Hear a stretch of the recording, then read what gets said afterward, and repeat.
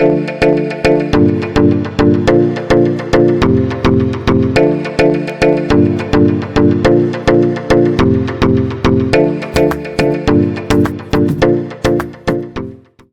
mundo dos leigos, olá, mundo da internet, olá, mundo, sejam todos muito bem-vindos ao nosso canal.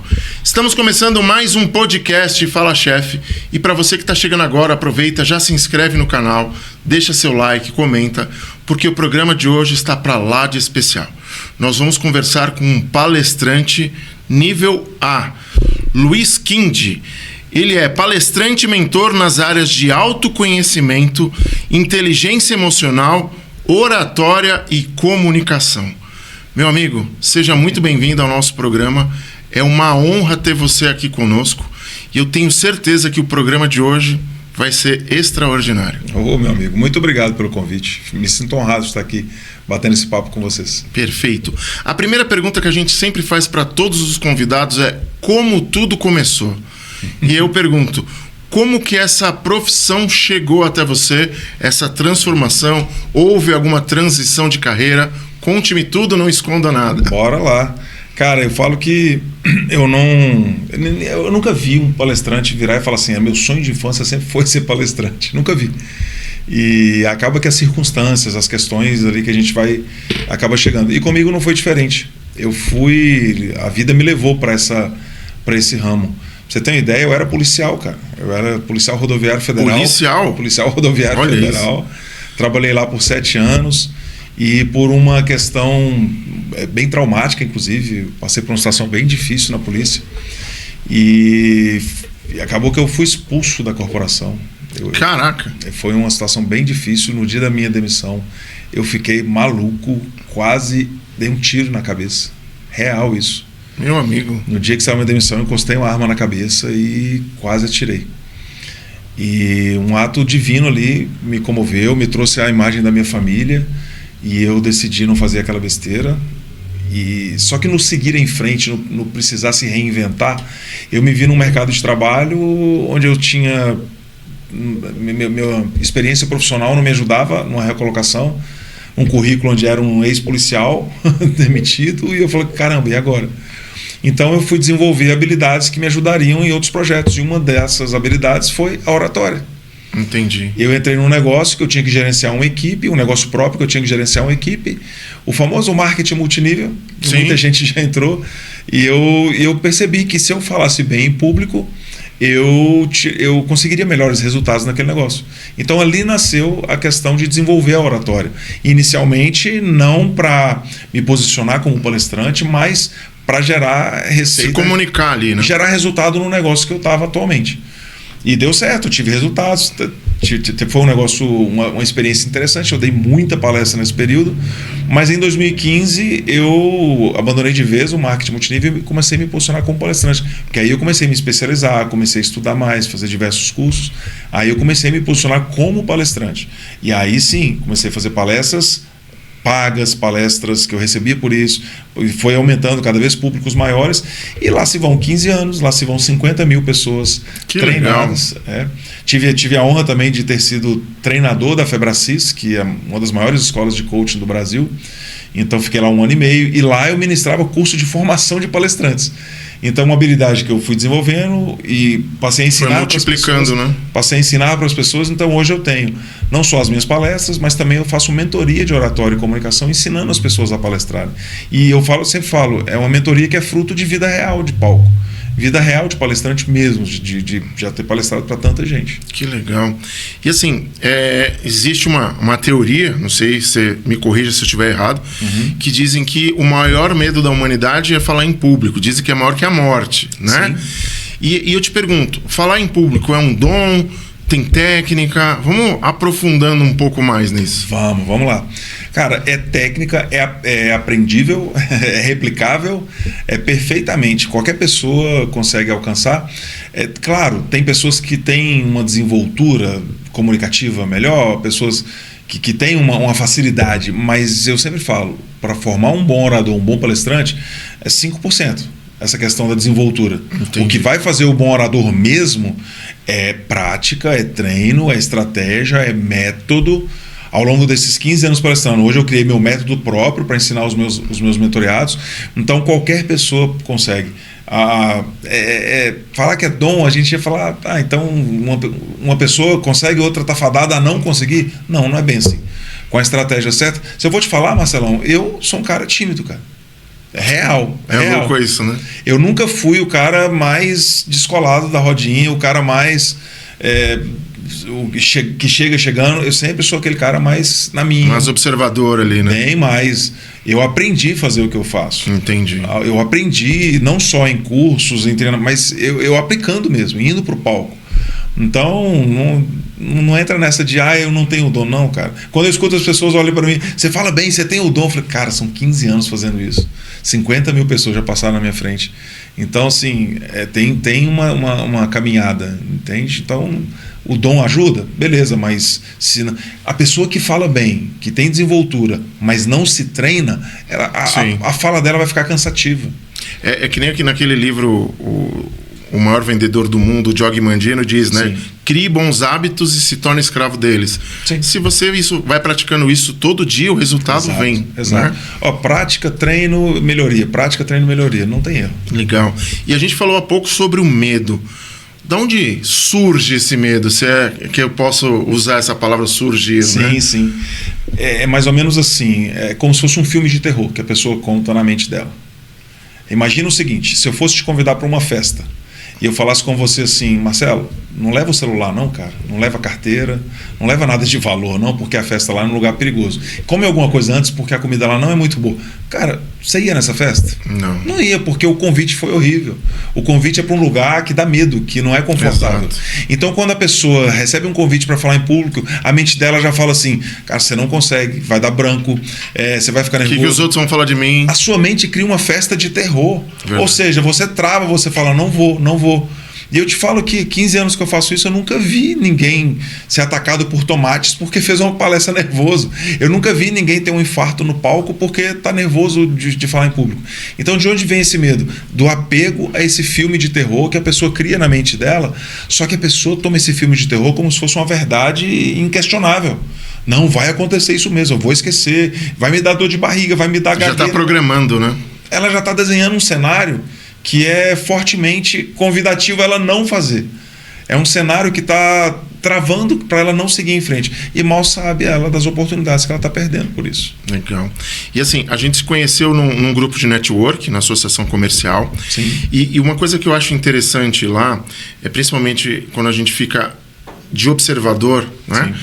Tem a situação do pitch ali, ou de 10 segundos ou 30 segundos. Uhum. E você começa a observar o comportamento das pessoas que estão ao redor, do tipo, tá chegando a minha vez. Uhum. Mas uma coisa que eu acho interessante, baseado nisso que você falou, ali as pessoas elas são tão acolhedoras que ninguém está preocupado se a pessoa vai gaguejar, se ela vai falar um pouquinho mais dos 10 segundos ou um pouco menos, enfim. O que importa é, assim, uma coisa que eu entendi, a oportunidade que você não pode perder para dar aquele pitch, para falar do seu negócio. Sim. E aí eu te pergunto, baseado nisso, quais são os prejuízos das pessoas que não têm esse conhecimento dentro da sua profissão, se elas não aproveitam a comunicação? Só uma coisa aqui para falar do pitch, que para tranquilizar as pessoas que passam por pitch, não se preocupe. A pessoa, ela tá mais preocupada com o pitch dela do que com o seu. Uhum. Então ninguém vai ficar te observando desse jeito que você pensa. Boa. E aí entra numa coisa, né, que tem a ver com medo de falar em público. É um eu no centro. Vão rir de mim, vão falar de mim. Cara, não se preocupa. As pessoas não ligam para você desse tanto que a sua mente pinta, não. Fica tranquilo. Foca na sua mensagem e foca no público que você quer alcançar. No objetivo que você quer alcançar com a sua mensagem. Foca nisso que você vai perceber que você sai um pouco do centro. E aí, trazendo para a resposta da sua pergunta, o que a pessoa perde com isso? Vamos pegar aqui uma situação de pitch, Marcelo. Você está ali num evento de pitch, tem 50, 60 pessoas ali te ouvindo, compartilhando a sala com você. Ou seja, você tem a oportunidade de divulgar o seu negócio para 60 pessoas que não conhecem o seu negócio. Aí você trava, não fala em público. Você perdeu uma oportunidade de que 60 pessoas novas conhecessem o seu negócio. Você perdeu a oportunidade de acessar pessoas que poderiam vir a ser parceiros comerciais, clientes, parceiros estratégicos para alguma situação. Eu te falo que ao longo desses 15 anos, os melhores contratos de palestra que eu fechei foram em eventos de network. Foram nesse tipo de conexão. E aí vamos pegar a questão do olhar observador. Observa cada pessoa. Se tiver uma pessoa ali que é estratégica para você, você já pode conectar com ela depois. Você já pode direcionar o seu pitch para ela. Quantas vezes eu estou em evento de empresários, eu vejo que só tem empresário. Quando eu levanto para fazer meu pitch, eu falo assim: hoje eu quero falar com você, empresário. Sabe, você vai ser intencional na sua fala. Ou seja, são oportunidades que a pessoa perde de se promover, de promover o seu negócio, de colocar o seu negócio em evidência. E não é só... Tem gente que nem fala, né? Chega na vez dela para fazer o pitch, ela passa o microfone. É péssimo. E tem a pessoa que fala mal. Sim. Ela levanta, fala de forma muito insegura, fala de forma muito fraca. Oi, gente, eu sou fulano, estou na rua tal, estou à disposição. Não sabe despertar um desejo no ouvinte, não sabe ser estratégico e intencional na sua fala e está perdendo a oportunidade. A gente paga caro, às vezes, para trazer um lead, uma pessoa nova para dentro do nosso negócio, e você tem a oportunidade de apresentar e não faz. E muitas vezes esse profissional ele é extremamente competente. Sim, e ele perde essa oportunidade. E nesse ponto, eu te pergunto, por que esses profissionais tão competentes no seu dia a dia, né, eles travam na hora de uma oportunidade dessa? O que acontece? Cara, falta muito a desenvolver não só a competência de oratória, mas a competência de inteligência emocional. Porque o profissional competente, muitas vezes, ele é bom tecnicamente no que ele faz. Ele tem experiência, ele tem vivência, ele tem bagagem, mas ele não trabalhou suas emoções, ele não trabalhou a sua comunicação. E aí trava por isso. A técnica dele acaba que vira como se fosse ali o escudo dele. Eu sei isso, mas isso aqui eu não sei. E recusa. Só essa semana eu conversei com 2 pessoas. Uma recusou uma palestra para 1.200 pessoas. E quando ela me contou, eu falei: eu não admito que você faça isso. Você vai ligar e vai tentar aceitar de volta. E eu vou te ajudar para você fazer uma boa palestra lá na frente. O outro recusou uma palestra para 250 pessoas. Eu falei: cara, não é inadmissível. Faz sentido, né? É inadmissível uma coisa dessa. A gente investe tanto em marketing, investe tanto em captar novos clientes, em fazer novos contatos, e aí você tem uma oportunidade. E tem uma coisa legal: se você recebe um convite para falar para 1.000 pessoas, por exemplo, como é o caso dessa pessoa que recusou, cara, você é muito bom no que você faz. Uma pessoa que está organizando um evento para 1.000 pessoas, ela não vai colocar qualquer pessoa no palco. Exatamente. Ela vai colocar quem ela confia na autoridade técnica daquela pessoa. Mas aí você não domina a oratória. Você não domina as suas emoções. Porque muita gente pensa, Marcelo, que para falar em público eu não posso ter medo, não posso ter nervosismo. Isso é uma falácia, cara. Você pode falar em público e estar nervoso e dominar seu nervosismo. Exato. E dominar o seu medo. E fazer uma ótima palestra. Porque... Os artistas falam isso, né? Que tem que dar aquela friozinho na barriga, na borboleta, enfim. Cara, quando a gente parar de sentir frio na barriga, é porque morreu, acabou, sabe? Game over. Então, assim, enquanto há frio na barriga, há vida. Então, vamos embora. E assim, o que não pode faltar para um bom orador e qual o caminho para ele começar a eliminar esse medo? Eu falo que é o tripé que não pode faltar no bom orador. Todo bom orador precisa dominar essas 3 coisas. A primeira é o seu tema. Você realmente ser bom no que você vai falar, ser conhecedor e buscar sempre mais profundidade. Buscar sempre melhorar naquele seu tema específico, na sua bandeira, naquilo que você defende. Esse é um ponto. Segundo ponto, técnica de oratória. Técnica de domínio de palco, técnica de conexão com o público, um bom storytelling, uma boa construção de histórias, boa conexão da história com o seu tema central, ou seja, técnica de oratória em geral. Isso é muito importante. Porque senão, o que acontece? Você domina só tecnicamente, mas é um orador fraco, é como se aquele conteúdo passasse despercebido. Verdade. Porque um orador fraco... As pessoas ficam olhando só pra falha, talvez, porque né? fica parecendo uma aula, fica uma coisa técnica. Então, se ele desenvolve uma boa estratégia de oratória, de comunicação, intencionalidade na fala, aí ele vai conseguir dar mais visibilidade para esse conteúdo técnico. E o terceiro ponto, que na minha opinião é o mais importante, que é amar pessoas. Você tem que amar. Verdade. Você tem que amar ajudar pessoas. Porque isso vai criar em você um compromisso de fazer um bom trabalho na hora de palestrar. Eu enxergo palestrar, Marcelo, como uma grande responsabilidade. Você está ali na frente de um grupo de pessoas, seja 10 pessoas ou 1.000 pessoas, cara, você vai influenciar essas pessoas de alguma forma. Então você tem que amar gente, você tem que gostar de gente, cara. Senão você vai usar a boa oratória, você vai usar ela para o mal. Exato. Né? A oratória ela é neutra. O cafajeste usa para ludibriar. A pessoa de caráter usa para edificar. Agora, se você ama gente, cara, você não vai ludibriar ninguém, você não vai prejudicar ninguém. Você vai sempre se esforçar para levar uma boa mensagem para as pessoas. Vai sair o seu próprio eu ali, né? Exatamente. É assim, sair da superficialidade, cara. Colocar o coração na mesa. Colocar a alma na sua palestra para que as pessoas sintam que você está falando a verdade. As pessoas sintam que você está ali de corpo e alma, que você está ali se esforçando para fazer um bom trabalho, se esforçando para realmente ser autêntico, ser natural, para levar uma mensagem realmente verdadeira para as pessoas. Legal. E pegando esses dois exemplos que você deu das oportunidades que foram perdidas por causa da quantidade de pessoas, né? A pergunta que eu faço assim, o que uma empresa, independente se é pequena, média ou grande, ela perde quando um colaborador trava na hora da comunicação, ele não consegue trazer a informação para o cliente ou para um público maior? Sim, ótima pergunta. Vou te trazer a resposta com um exemplo prático que eu vivenciei recentemente. Uma rodada de negócios numa associação e tinha patrocinadores. Tá. Os patrocinadores tinham um tempo maior para se apresentar. Os participantes da rodada tinham cada um minuto ali, mas os patrocinadores tinham 10 minutos. Cara, o patrocinador, ele colocou uma grana ali para promover o evento. Tem logo, marca dele para todo canto, ele tem uma mesa ali dele que ele vai organizar a rodada de negócio, e aí ele tem 10 minutos para se apresentar e o cara fala mal. Entendi. Putz, você colocou uma grana para promover o evento, você colocou uma grana para aumentar a sua visibilidade, mas aí você escolheu uma pessoa para representar o seu negócio e ela gaguejou, e ela falou mal, e ela não passou segurança, ou seja, todo outro investimento pode ter sido perdido por isso. Exato. Então, a empresa... É um efeito dominó ali, né?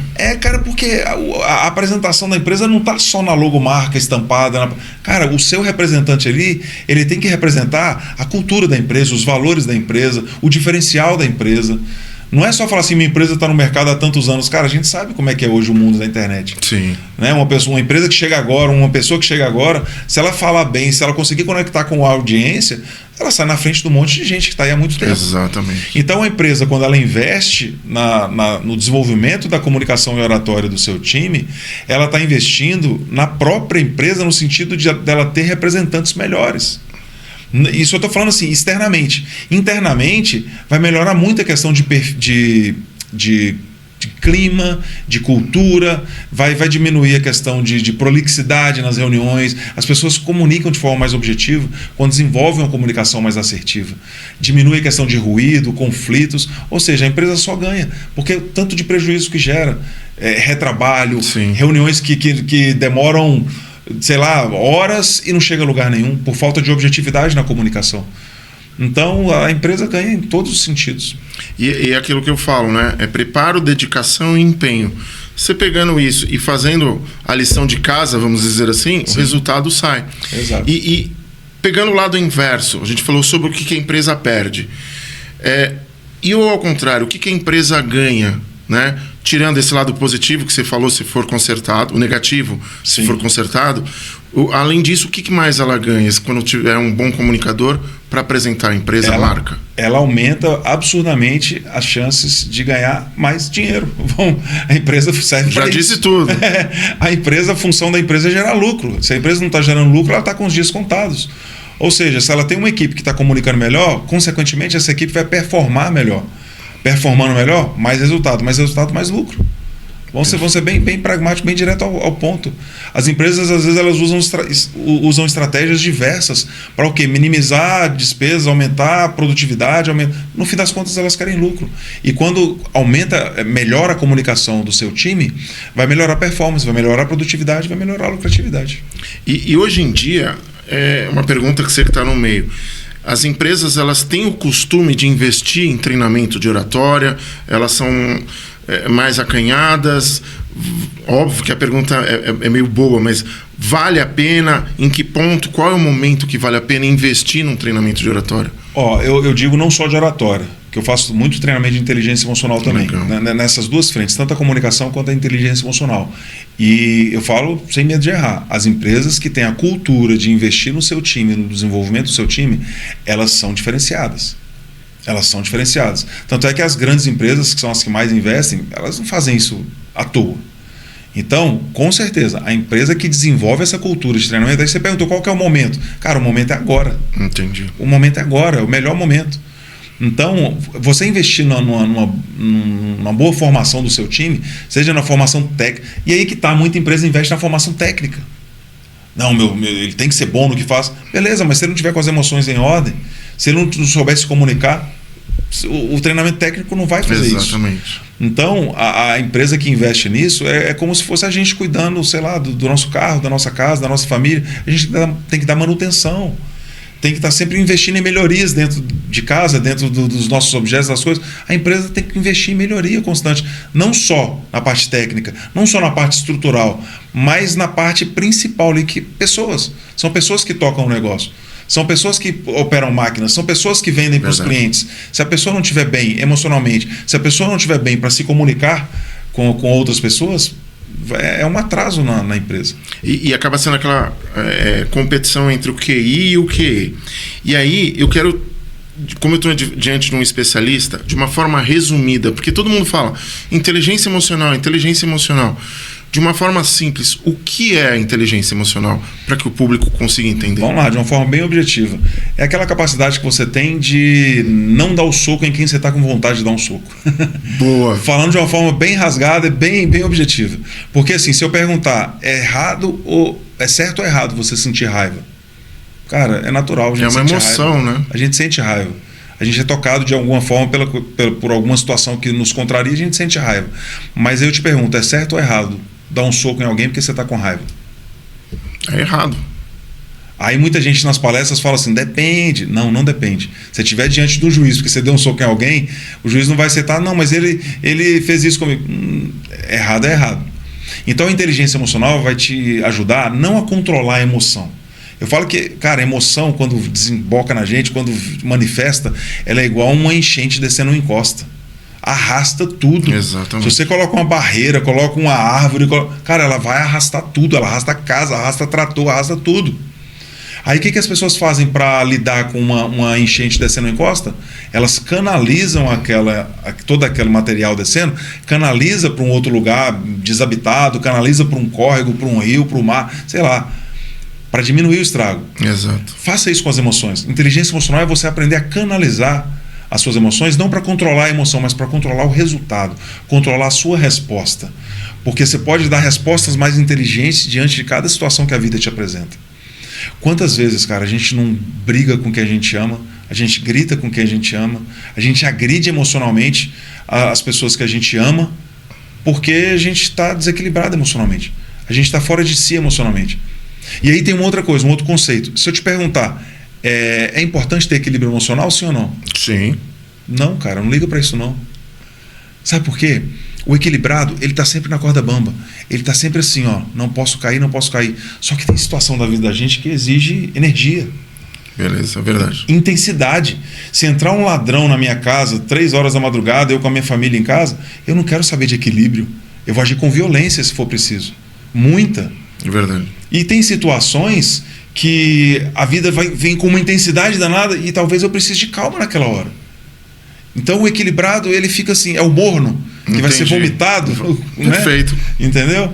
Então, eu sempre gosto de usar o exemplo de Jesus Cristo e falo que só do exemplo moral de Jesus. Eu falo quando Jesus entrou no templo, expulsou os vendilhões, jogou mesa para cima, Sim. chamou de raça de víboras, fez chicote com corda. Cara, se você estivesse olhando de fora ali, você ia falar que Jesus tinha equilíbrio emocional? De fora, não. Pois é, mas Jesus não estava preocupado com equilíbrio emocional. Ele fez o que tinha que fazer. O zelo pela sua casa me consome. Ele fez o que tinha que fazer. Mas esse mesmo Jesus, quando foi provocado de forma maldosa por doutores da lei, se manteve calmo e deu respostas serenas. Ou seja, a consciência emocional, eu acho que é mais importante do que o equilíbrio. O equilíbrio é bom. Fiz uma pegadinha. Eu entendi. Mas a consciência emocional... É saber usar... É isso. Consciência emocional. Saber usar. Então tem hora que a vida exige energia, cara. Então eu vou lá. Só que é assim, ó, o equilíbrio tá aqui, é importante, beleza.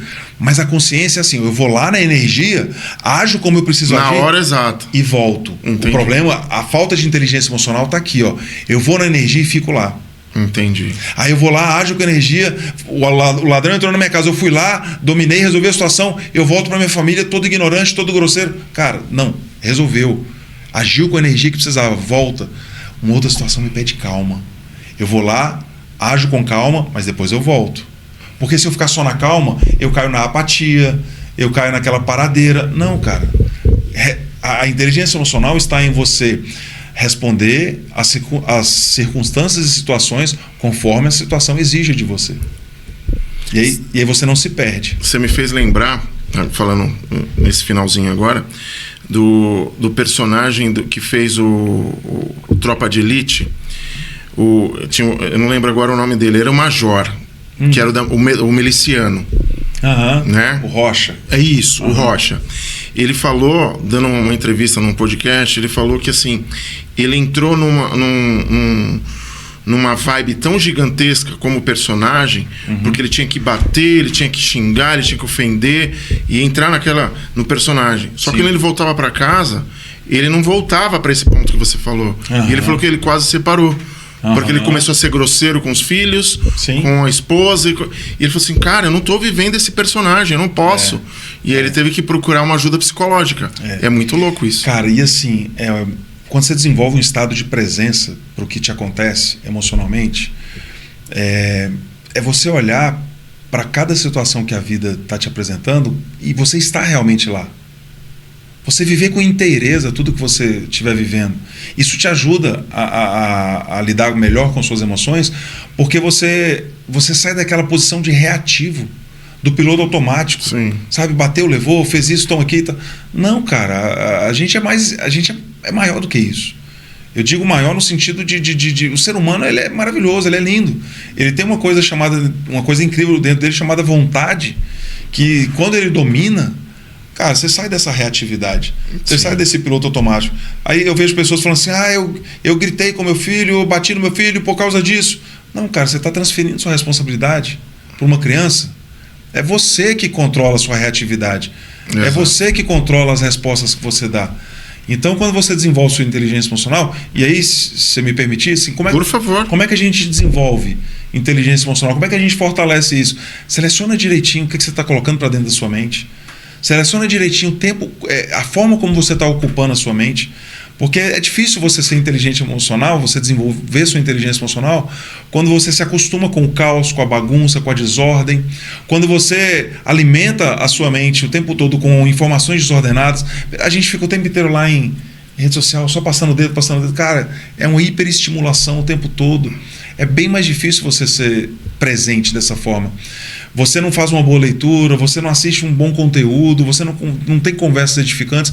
Tudo isso vai dificultando você desenvolver sua inteligência emocional.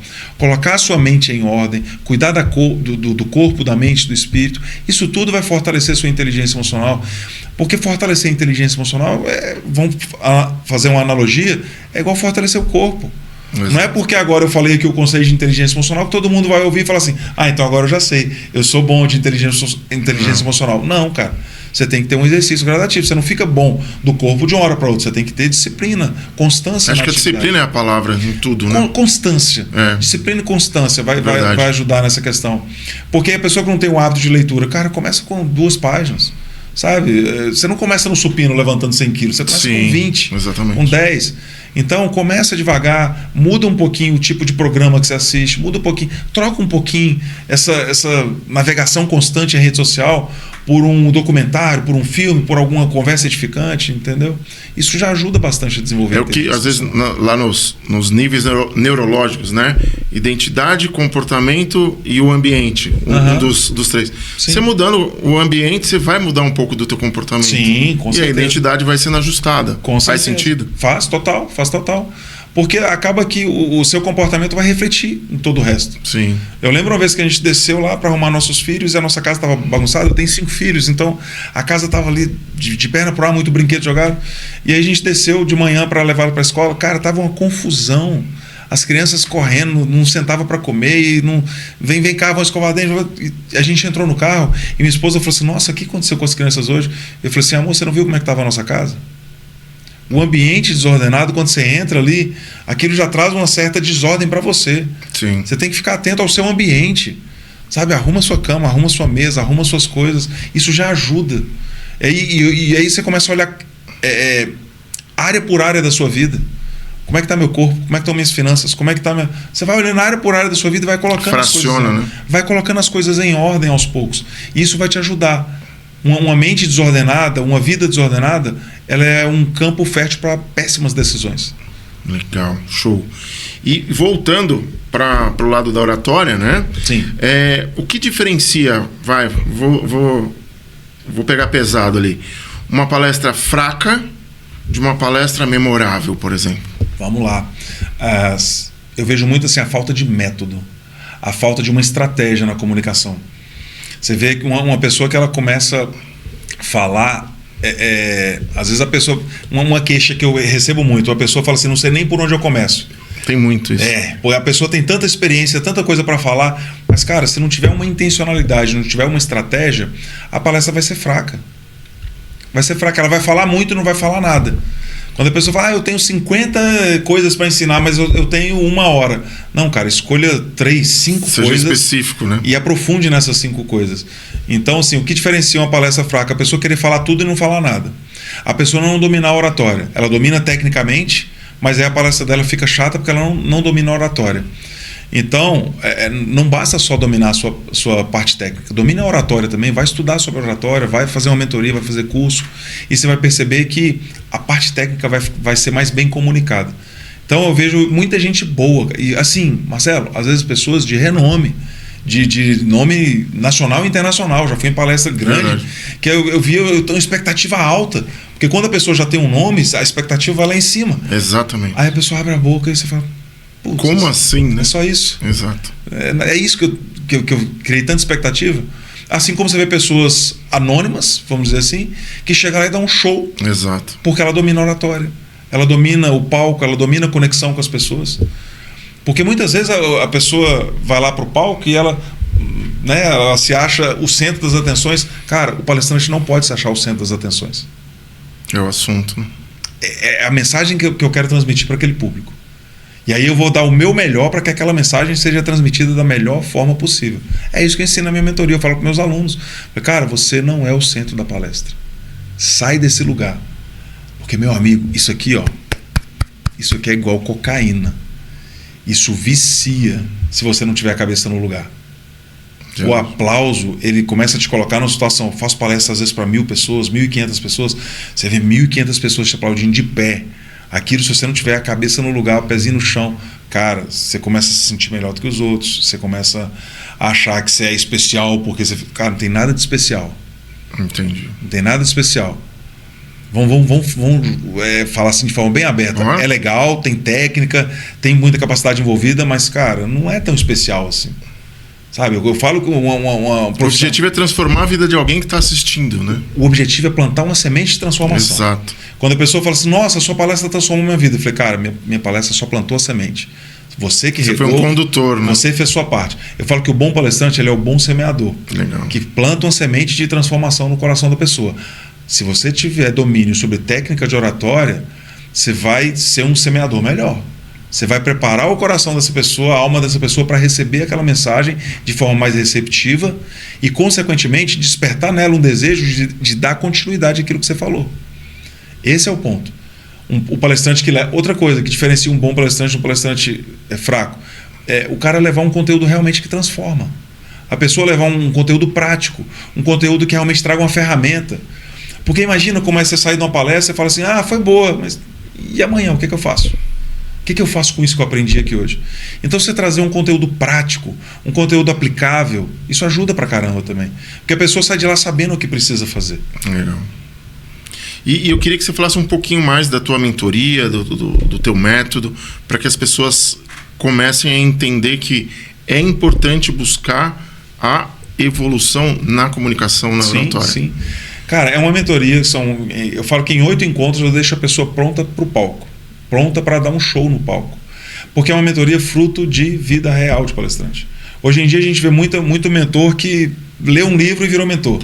Fez um curso de fim de semana e virou mentor. Ou às vezes nem isso. Assistiu no YouTube algum conteúdo... Jogou no chat GPT e criou o e-book. Exatamente. Assim, não vou te falar assim, é o cúmulo do absurdo. Não, a pessoa tem que começar por algum caminho. Sim. Ok, beleza.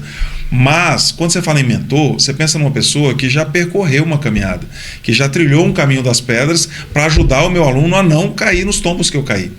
Então a minha mentoria é fruto disso, é fruto de 15 anos de palco, fruto de 50 mil pessoas treinadas, fruto de ter passado por grandes instituições, grandes multinacionais, prefeituras e tudo, e é isso que eu ensino na mentoria. Eu ensino a organização de conteúdo, eu ensino uma estrutura de palestra que realmente encanta e envolve, e eu ensino técnica de oratória propriamente dita, e o mais interessante da mentoria, eu coloco o meu aluno para palestrar para mim. Legal. Então é uma mentoria mão na massa. Cara, eu garanto, o aluno não vai sair de lá sem saber palestrar. Porque eu já vi aluno meu que eu coloquei ele para palestrar para mim, Marcelo, 20 minutos, durante a sessão. Aí a aluna palestrou 2 minutos e travou, falou: Luiz, não consigo. Eu falei: o que você está sentindo? Aí eu comecei a mapear, o que está acontecendo? Nossa, parece que meu coração vai sair pela boca, minha respiração está falhando, não sei o quê. Eu falei: tá, senta, vem cá, deixa eu te ensinar. Aí eu vou ensinar essa pessoa técnica de meditação, vou ensinar mindfulness, vou ensinar ela a se conectar com isso que está acontecendo dentro dela, para que na próxima sessão ela consiga ter mais consciência daquilo e conseguir dominar sobre aquilo, as reações dela. E aí ela vai amadurecendo, chega na 2, 3 sessões para frente, ela está palestrando. Essa mesma aluna que parou no meio, palestrou só 2 minutos, na última sessão palestrou 40. Que legal. A mesma aluna, na 3ª sessão travou, na 8ª sessão palestrou 40 minutos. Então é uma mentoria muito prática. E ela serve tanto para quem tem medo, tem pânico de falar em público, quem nunca palestrou, quanto para quem já palestra, mas quer melhorar a sua performance, quer melhorar a sua técnica de palestra. Evoluir é importante. E aí tem um método próprio, que eu chamo de método FALE, que é um método que eu mesmo desenvolvi ao longo desses anos, que é aprender a focar na mensagem. O F de focar na mensagem, alinhar com o seu objetivo. Liderar a percepção, você liderar a percepção das pessoas através das técnicas de oratória, conectar com as pessoas. E o E de engajar, você saber para onde você está levando as pessoas. Que legal. Então é um método que eu ensino a pessoa a se tirar do centro das atenções, inclusive das suas próprias atenções, porque, cara, uma coisa muito importante, a primeira comunicação que a gente precisa dominar é a gente com a gente mesmo. Para a gente vencer esse filme de terror que está aqui, que é um filme de terror que paralisa aquele que nunca palestrou, e é aquele filme de terror que te coloca numa situação de evidência que é irreal. E aí você vê uma pessoa que é boa de palco, é boa palestrante, mas é muito egóica, é muito autocentrada. Entendi. Eu já vi isso, cara, em bastidores de palestra, o contratante chegar para mim e falar: você conhece fulano de tal? Eu falei: conheço. Cara, nunca mais eu trago ele aqui. Ótimo palestrante, mas nos bastidores, grosseiro com a minha equipe, fez isso, fez aquilo. É o ó, né? Cara, não dá, cara. A pessoa se achar melhor só porque está no palco, não, cara, se coloca no seu lugar. Você é só um instrumento ali, que seja um bom instrumento para transmitir para as pessoas. Tem um mantra que é meu, assim, é algo que eu tenho como hábito, e eu ensino isso na minha mentoria também. Cara, toda vez que estão lendo o meu nome, lendo o meu currículo ali para me chamar para o palco, nessa hora eu estou quietinho lá no palco, no cantinho do palco, em oração, me colocando no meu devido lugar. E eu olho para cima, converso com Deus e falo: Senhor, chegou a hora que eu diminua e o Senhor cresça. Eu fiz a minha parte, eu me capacitei, eu me treinei, eu estudei, eu preparei para a palestra. Mas chega lá na hora, cara, eu sou só um instrumento. E eu não quero nunca perder o foco disso, para que meu ego não se infle quando os aplausos vierem ou quando as vaias vierem. Sim. A gente não é infalível, pode não, cara. Pode acontecer, é verdade. Então, eu desagradei alguém, eu fui vaiado, alguém me deu um feedback negativo na palestra. Se eu não tiver minha cabeça no lugar, o que eu vou fazer? Isso não é para mim. Eu não sou tão bom assim. Não, cara, você só fez uma palestra ruim. Melhora para a próxima. Ponto. Melhora contínua, né? Vão dar o nome certo para as coisas. Me aplaudiram demais. Cara, você só fez uma palestra boa. Ponto, é só isso. Não começa a se achar melhor do que os outros só por causa disso. Então, pezinho no chão. E na mentoria eu passo por tudo isso. E por ser uma mentoria individual, eu pego na mão do aluno. É uma palestra bem cirúrgica, é uma mentoria bem cirúrgica, bem direcionada para a necessidade de cada aluno. E eu garanto, em 8 encontros eu vou te deixar pronto para os palcos. Legal. Esses encontros são semanais ou semanais ou quinzenais? Aí, como por ser individual, a gente consegue ter uma maleabilidade de horário. Perfeito. Meu amigo, a gente está chegando ao final do nosso programa e tem um quadro que a gente faz para alguns convidados, é o seguinte: tem alguma pergunta que eu não te fiz, mas você gostaria de responder dentro da sua área? Ou tá tudo ok? Cara, dentro desse insight que a gente teve aqui. Tá tudo ok. Você conduziu com maestria, trouxe ótimas perguntas, ótimos questionamentos. E a pergunta que eu acho que as pessoas deveriam fazer é: quando eu começo? Perfeito. É a pergunta. Cara, o medo de falar em público ele é paralisante. Ele fecha a pessoa para oportunidades incríveis na vida dela. Então, é triste ver uma pessoa capacitada, competente. Às vezes essa pessoa que é ótima no que faz vai ver pessoas não tão boas quanto ela brilhando se no lugar destacando dela, porque elas falam bem. É uma sensação horrível. Inclusive você vê profissionais falando besteira aí na internet. Exato. E você que é bom tá calado. Então é triste ver isso. É verdade. Mestre, a gente está chegando ao final do programa. Eu queria que você deixasse suas considerações finais, deixasse seus contatos e deixe um recado para quem, essa câmera é sua, e para quem tá naquele momento e fala assim: agora eu vou decidir, eu vou procurar, eu vou melhorar minha oratória. Vamos lá. Siga nas redes sociais, @LuizKind, Instagram e LinkedIn. Lá você consegue falar diretamente comigo. E o recado que eu daria é o seguinte: você tem uma boa história para contar. Você tem uma boa história. Você fica aí pensando: eu não sou bom o suficiente, quem vai querer me ouvir? Talvez o desafio que você venceu pode ser o caminho das pedras para o desafio que outra pessoa está passando. Só que você está calado. E tem muita gente que poderia estar se beneficiando da sua fala. Então solta a voz. Não espera mais. O medo, ele nos paralisa e nos faz perder muitas oportunidades. Você merece mais, você merece oportunidades. Mas não espera ela cair do céu. Cria, se capacita e faça acontecer. Perfeito. Vou te chamar de mestre. Gratidão pela sua participação no nosso programa. Foi uma honra te receber. Um aprendizado incrível. E a gente quer que você volte mais vezes para contar mais histórias de resultados incríveis dos seus mentorados. Vai ser um prazer. Obrigado pela oportunidade. Maravilha. E a gente vai encerrando mais um podcast Fala Chef. Para você que está assistindo e não se inscreveu, aproveita, se inscreve, deixa seu like, comenta. E o mais importante é agradecer aos nossos patrocinadores. São eles que acreditam no nosso projeto, que fazem com que a gente consiga trazer profissionais de excelência como o Luiz Kind. Vamos encerrando com aquela velha frase que toca o meu coração: Método Kaizen. Hoje melhor do que ontem, amanhã melhor do que hoje. Até o próximo programa.